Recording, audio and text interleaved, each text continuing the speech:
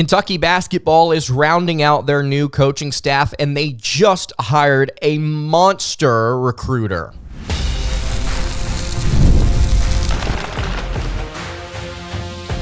You are Locked On Kentucky, your daily podcast on the Kentucky Wildcats, part of the Locked On Podcast Network, your team every day. All right, what's going on, Big Blue Nation? Welcome on into Locked On Kentucky, your daily Kentucky Wildcats podcast. I'm your host, Lance Dawe.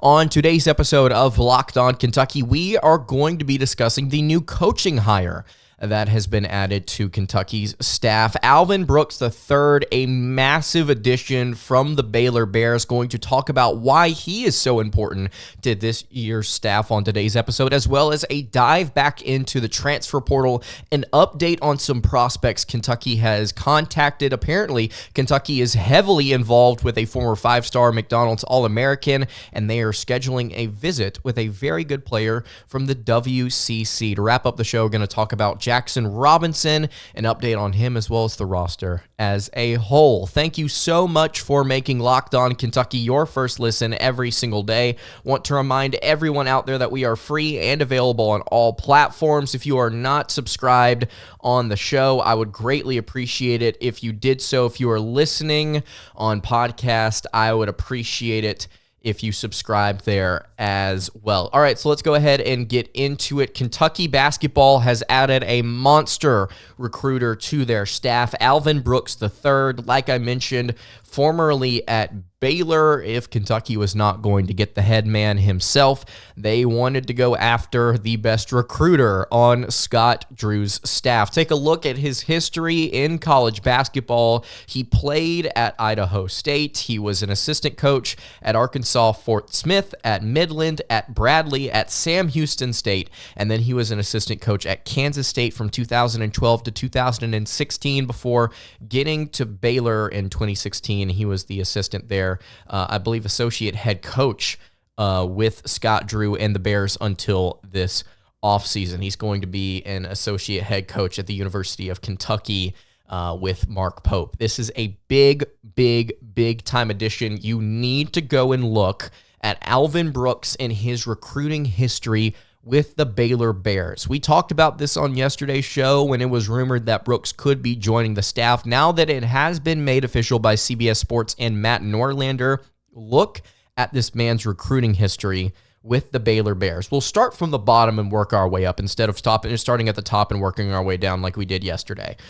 His lowest rated recruit was a recruit out of JUCO this offseason, named Noah Boyett. He's a 7-foot, 230-pound power forward, which obviously not going to be ranked on the recruiting rankings because he was a JUCO prospect. But there are four freshmen that Alvin Brooks has recruited. And it starts with 4-star shooting guard Langston Love, borderline 5-star, actually a 5-star, according to a couple of different services. He was a 4-star in Baylor's 2020 recruiting class. Jacoby Walter, 5-star shooting guard. Keontae George, 5-star shooting guard. VJ Edgecombe from this year's class, 5-star shooting guard. This man has done nothing but recruit high-end talent, and he could be a massive addition to Kentucky's recruiting. Again, I said this on yesterday's show, and I'm going to reiterate it here. Once the staff is finished, I want to do an entire episode breaking down this staff, their strengths, what they're going to be primarily utilized for, the X's and O's of a couple of different guys that have already been added. Obviously, Mark Fox, former head coach at Georgia, has been added to the staff. We're going to talk about everybody. Hart as well, Jason Hart, excuse me. There's so many different really good names on this staff, and Alvin Brooks, I think, could be right now at the top of my list. I think the positive that we have to talk about here, outside of Brooks as a very good recruiter, is his age. The man is only 44 years old. He is going to have a very, I think, healthy and potentially illustrious recruiting career ahead of him. If he is this young, doing this well with these 5-star prospects, I can only imagine that Brooks will have a really good career recruiting-wise moving forward. And then the other thing I want to discuss here, and I have this pulled up in my notes as well, Brooks is the primary recruiter, like I just mentioned, for VJ Edgecombe, a 6'5" shooting guard in this year's class, somebody that Kentucky was very interested in, that I believe took a visit with Edgecombe back in October of last year. He ended up committing to Scott Drew and the Baylor Bears. Will he stay with Baylor now that his primary recruiter has gone elsewhere? That will be something that we may have to monitor. He was a top 5 prospect in the 2024 class, number 1 shooting guard, number 1 player in the state of New York. VJ Edgecombe, a very, very strong prospect, athletic scorer, developing guard skills, just a terrifying matchup in transition, explosive at the rim. Would love to have somebody like him on Mark Pope's team in year 1. So Alvin Brooks III, a very good recruiter, a man that has a lot of, I would say, a lot of very solid recruiting ahead of him. That is just my guess. An assistant at 2 very solid programs, one that has won a national title during his time there with a couple of the players that he recruited. This is awesome. I think this is a phenomenal staff addition. And again, we'll discuss the entire staff once it is officially filled out here in the coming weeks. Kentucky basketball is in the running for a McDonald's All-American, a transfer portal player we've talked about a little bit here on the show before, but I want to talk about the latest update. Apparently, Kentucky heavily involved in his recruitment. Could they get a visit soon? We'll discuss it in just a second. Before we do that, though, I want to tell you guys about our friends over at FanDuel. It is playoff time in the NBA and NHL. Baseball is in full swing, and FanDuel is your place to bet on every single game, because right now new customers get $150 in bonus bets guaranteed. That is $150 win or lose. You can bet on every single thing from slap shots to home runs to slam dunks, and it's all on an app that is safe, secure, and super easy to use. So what are you waiting for? Visit FanDuel.com/lockedon today and make your first bet an automatic win. FanDuel.com/lockedon. That is FanDuel, America's #1 sportsbook. All right, continuing along here on the Wednesday edition of Locked On Kentucky. Lance Dawe hanging out here with you. Again, I appreciate you guys checking out the show today. If you have not subscribed to the YouTube channel or the podcast feed, I would greatly appreciate it if you did so. And I am very excited about the direction of this offseason, about how Kentucky could be utilizing the transfer portal. I really do hope that they're able to start to pick up some more commitments. Amari Williams already on roster from Drexel. Great Osabor is somebody that will be taking a visit that Kentucky is very interested in. And now Kentucky officially in the running for a former 5-star prospect, McDonald's All-American, Andrej Stojakovic, out of Stanford, son of Peja, former NBA great. He is apparently very interested in potentially committing to Kentucky basketball. There are a number of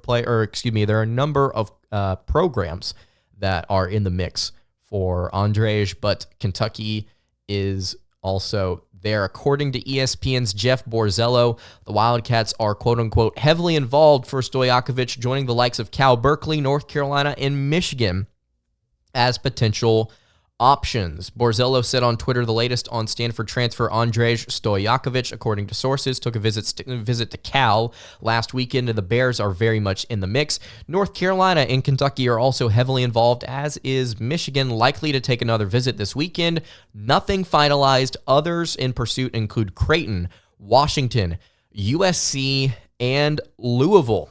So we will get to see where Andrej's recruitment goes here. I feel good about Kentucky's chances to land this guy. I think he would be good in a Mark Pope system. KSR actually reached out to him and asked him about kind of what he thought about Kentucky. And this is what he had to say.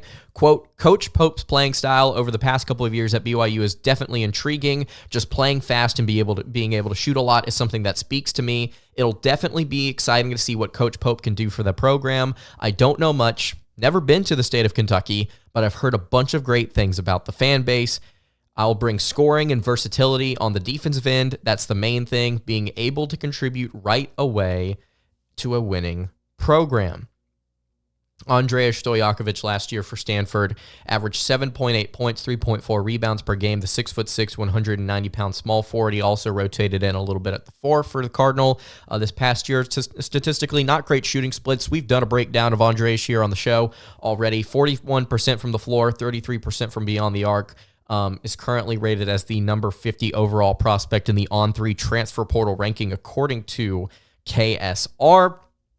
I think this kid should be frankly rated higher than that because of just it's a former 5-star prospect, McDonald's All-American, has proven the ability to score. Not statistically the most efficient player, but I think that given an opportunity to perform in a better system, he could put up some serious numbers. So again, he wants to come and contribute immediately to a winning program. Kentucky would love to have somebody like him at the small forward position, somebody that's very crafty, I would say, with the way that he likes to score the basketball. Bring him. If you can get him on a visit this weekend, I would absolutely love to see him there. Again, like Borzillo said, he's probably going to take another visit this weekend, but there's no confirmation as to who that would be. My guess is Kentucky is vying, I should say, for that spot right now.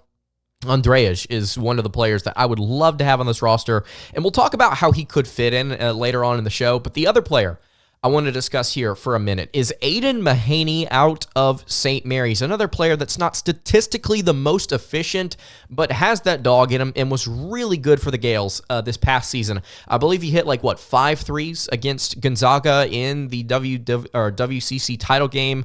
Really stepped up in big moments for the Gaels a season ago. 6'3" guard. He's already visited Creighton and Virginia, but he is taking a visit to Kentucky this weekend. He'll also visit UConn as well over the weekend. 6'3" guard, averaged 13.9 points per game last season, shot 42.8% from the field and 40% from 3, which is really, really good from 3. Not the best from just the floor, but he is somebody that I personally, if I'm putting together the roster and I can pick and choose portal players, he would probably be either my starting shooting guard or somebody that I pick up, period, to just put on the team. Mahaney is a very good player, I think.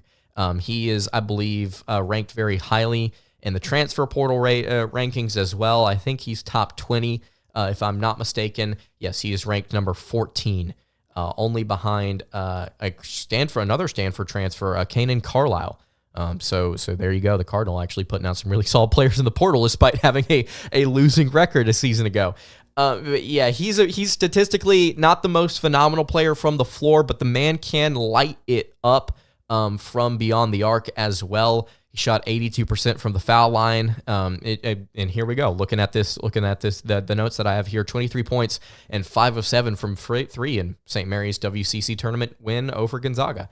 So there you go. Really solid player, very solid guard that has some explosiveness, could play well, I think, in a better up-tempo system. We talked about this when we talked about Aidan the first time on the show. I think that Mahaney, with St. Mary's, obviously one of the slowest teams in the nation, he will end up in a faster system, regardless of where he goes. At somewhere like Kentucky, I think that he could definitely find more opportunity to score more points, to have better stats, to put more things on tape if he wants to go to the NBA. I think that Kentucky would be a pretty lucrative place for him to end up. So let me know what you think about Mahaney. Let me know what you think about Andrej Stojakovic, both players that I think I would be very excited about adding to the roster. And now we've got one more player that I want to talk about here in the transfer portal. Not quite yet in the transfer portal, but I do think that he is going to end up being a very, very valuable addition to Kentucky basketball if he decides not to go to the NBA draft. So let's talk about him in just a second. Before I do that, though, I want to tell you guys about our friends over at Monopoly Go. I have a pretty competitive side, and we all do. My competitive side is a big fan of Monopoly Go. I'm sure you've heard of it. It's been downloaded over 150 million times, and it is a great twist on Monopoly where you play not one, but hundreds of Monopoly boards in crazy locations, building up amazing cities that bring you big money. The best part here is, though, I can mess with my friends. I've been playing this game for months now with them. It's been super, super fun. I can charge them rent on iconic properties. I can vault or steal from their vaults to get all of the riches for myself. And then there are leaderboards that show me just who the biggest Monopoly tycoon is. I'm not going to mention them by name, but it is not me right now that is currently at the top of the leaderboards. But it is so much fun getting to play with my friends. And it's not just the competitive side, right, that really sells it for me. It is also the ability to team up with some of my friends and play in tournaments around the world to earn huge rewards. So you need to get into the game today and join your friends. Download Monopoly Go now free on the App Store or on Google Play. Today's episode is also brought to you by Game Time. Game Time is the place to go and find MLB tickets. As it is, I think, in my opinion, the best place to go find tickets, period. If you look across the board, for me personally, I like to go to different events that are not just for Kentucky, and some of you may like to do that as well. Let's say you're a Braves fan. Let's say you are a Cincinnati Bengals fan. Let's say that you are a Reds fan. Well, this is the best place to go and get tickets for all kinds of events in your area: comedy, music, theater, not just sports. They give you killer last-minute deals, all-in prices, views from your seat, and their lowest price guarantee. They take the guesswork out of buying MLB tickets. Again, I really, really loved using Game Time last year during college football season to go to a bunch of different places. I used it a few times to go to Braves games. Every single time I went, I went to Game Time to try and find some last-minute tickets. And the best part, like I mentioned, that Game Time guarantee, which means you will get 110% of the difference of the ticket if you can find a ticket in the same section and row for less elsewhere. It is phenomenal. It's super quick, super easy to use. Again, all-in prices, no hidden fees. It is the place to go get your tickets today. Take the guesswork out of buying tickets with Game Time. You can download the Game Time app, create an account, and use code LOCKEDONCollege for $20 off your first purchase. Terms apply. Again, create an account and redeem code LOCKEDONCollege for $20 off. Download Game Time today. Last-minute tickets, lowest price, guaranteed. All right, wrapping up the Wednesday edition of Locked On Kentucky. Lance Dawe hanging out here with you. So let's talk for a second about Jaxson Robinson, somebody that could end up being extremely valuable to the Wildcats if he does come back from the NBA draft. So as we said on yesterday's show, Jaxson Robinson planning on going to the NBA draft, and we didn't really know kind of what the situation was, whether or not he was going to return, whether he was going to stay. And then I think about 30 minutes after I finished recording yesterday's episode, he put out on social media that he was declaring for the draft. There was no mention of returning to college. I don't really think that means a ton, just based on what we've seen happen in the portal with some former Kentucky players. We don't have to get into that today. But Robinson, leading scorer for the BYU Cougars a season ago, really solid small forward, power forward for them. 14.2 points, 2.5 rebounds, 1.5 assists in just 26 minutes per game. He was the sixth man for the Cougars a season ago. He is currently listed in ESPN's top draft prospects. He's currently number 55 on their big board. He is officially declared for the draft. He can now receive feedback from different teams. If he does choose to return to Kentucky basketball, he will have 30 days from the date Mark Pope left BYU to return to college and enter the portal. Mark Pope left on the 11th, so that means that he is going to have until the 10th/11th of May to decide whether or not he wants to come back and enter the transfer portal. And once he does enter the transfer portal, he can take as much time as he wants, by the way, to choose where he wants to go. There's no major time limit on that. So Robinson at that wing spot, really good three-point shooter, great player coming off the bench for Mark Pope, fits perfectly in his system, could go to the NBA, could also return. So he has until May 11th to make that decision, 17 more days. We will have to see what happens there. That's the update on Jaxson Robinson. And then finally, to wrap up the show, I want to talk here a little bit about the roster, about players that I feel pretty confident in Kentucky getting / players they've already landed. I want to talk here about players that they have outside shots at, and then just kind of the others that we don't really know a ton of information about because Kentucky has just reached out to them. We'll do this by position. At point guard, Kentucky has Travis Perry and nobody else. At shooting guard, Kentucky has Colin Chandler, and I would feel good about their possibility of landing Aidan Mahaney. At small forward, Andrej Stojakovic would be somebody that I think Kentucky could possibly get. Richie Saunders from BYU took a visit earlier this week. I think Kentucky's going to end up getting him. Jaxson Robinson, if he does return and doesn't go to the draft, I think Kentucky would put him at power forward. And then at center, you have Amari Williams from Drexel. And I think Kentucky's got a pretty good shot to land a great Osabor from Utah State. So let's say in a perfect world, Kentucky gets all of those guys. You have a 2 deep at 3 positions. You need a starter at point guard, and you need a backup at power forward. Here are the players that Kentucky has an outside shot at. Javon Small, point guard out of Oklahoma State, currently visiting Ole Miss. Some shooting guard / small forward Kobe Brea out of Dayton, best shooter in the country in my opinion. He is currently deciding between a top 5 of just exclusively blue bloods, and Kentucky included. I don't know how to feel about him in Kansas right now. That's something to monitor. I don't really know a ton of information about it, and quite frankly, I don't think anyone does. Janelle Davis, small forward, power forward out of Florida Atlantic. Apparently, he is an Arkansas lean. We'll see what happens there. Liam McNeely, small forward, 5-star guard in this year's class. Small forward / shooting guard in this year's class. UConn lean, apparently, after taking a visit there. But Kentucky could get him on an actual visit this weekend. We'll see what happens. I'm not sure if that's going to happen. We'll just wait and see. And then a center, former McDonald's All-American Brandon Garrison. He is a Texas lean right now, I believe. So those are some players that Kentucky could end up adding to the roster potentially, but it's an outside shot in my opinion. The 3 other players are the players we talked about yesterday. Devion Small out of Utah, the point guard, really good assist man.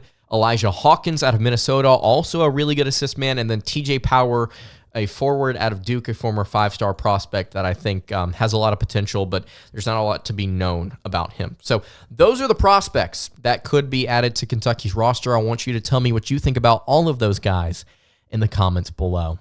And that's going to do it for today's episode of Locked On Kentucky. Hey, you can follow the show on Twitter at Locked On UK. You can follow me on Twitter at LanceDawe_, and you can follow the show over on Instagram. That is at Kentucky Podcast.